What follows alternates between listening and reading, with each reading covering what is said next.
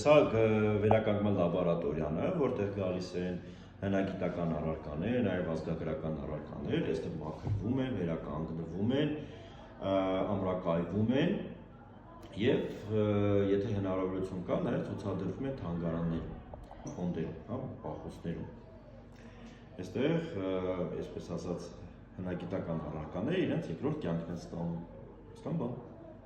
Այս ծրագրով, վերականգնիր ինքդ ծրագրով, հնարավորություն է տրվում ծանոթանալ մեր աշխատանքին, հնարավորության դեպքում հետագայում նաև մասնագիտություն ընտրելու համար ինչ-որ օգնող, ինչ-որ հանգամանք լինի,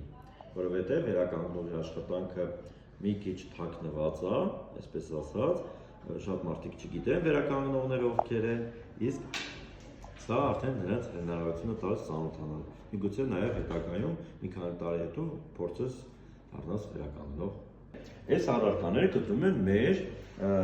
կազմակերպության ֆոնդերում, պահոցներում, որտեղ հնագետները պեղել են ժամանակին, 80-ականներին, 90-ականներին պեղել են, բերել են, հանձնել են մեր պոակին, այսինքն մեր այս կազմակերպությանը, որտեղ կա ֆոնդ։ Եվ այստեղից մենք գնում ենք այդ ֆոնդերից, ընտրում ենք առարկաները, սրանք արդեն մաքրված են, վերականգնված են, բայց դրանք նախկին տեսքերը ավելի վատ վիճակում են, նաև կարող նաև ընթացքում։ Այստեղ մաքրվում է, վերականգնվում է եւ ելին վերադարձնում ենք պահոցներ։ Իսկ եթե մեր կազմակերպությունը որոշում է ինչ-որ ցուցահանդես բացի, մենք տրամադրում ենք, այսինքն գնում են արդեն մաքուր առարկաները, ոչ թե կեղտոտ։ Ցուցահանդեսները ոնց որ բոլոր թանգարաններում վճարովի են, վճարովի տոմսով, այսինքն բոլորը մուտքը ազատ է, այսինքն բոլորը կարող են գնալ, տոմսը գնել եւ ներս մտնել տեսնել, այսինքն այդտեղ ժամանակապահովներ չկար, միայն տոմսով։ Այդտեղ գտնված բոլոր առարկաները տարբեր տեղերից են Հայաստանի, տարբեր հնավայրերից գտնված առարկաներ են, այստեղ կան եւ ներքին Գետաշենից, եւ Քարաշամբից,